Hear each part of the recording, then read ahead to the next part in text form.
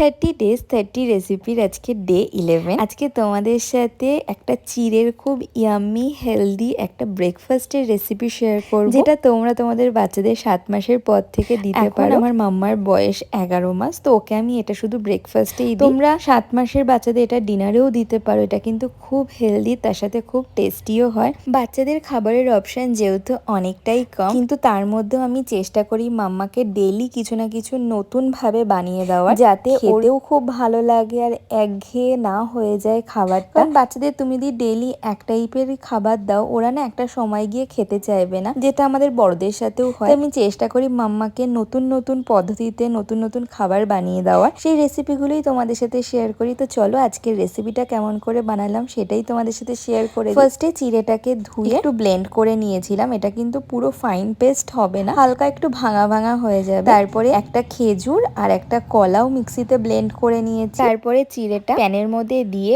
ওর মধ্যে দেব হচ্ছে 1/2 চামচ মতো ড্রাই ফ্রুটস পাউডার। আমি কিন্তু এই পাউডারগুলো সব ঘরে বানিয়ে রাখি। কিছুক্ষণ রান্না করে কলা আর খেজুরের পেস্টটাও দিয়ে দেবো। এবার 2-3 মিনিট রান্না করলেই তৈরি হয়ে যাবে আজকের রেসিপি। তারপরে ঠান্ডা করে নেব। আর এইদিকে দেখো মামার ব্রেকফাস্ট রেডি। কেমন লাগলো আজকের এই রেসিপিটা অবশ্যই জানি, আর তোমরা যদি তোমাদের বাচ্চাদের করে খাও সেটাও কিন্তু বলো। আর ভালো লাগলে লাইক, কমেন্ট, শেয়ার এবং ফলো করে দিও।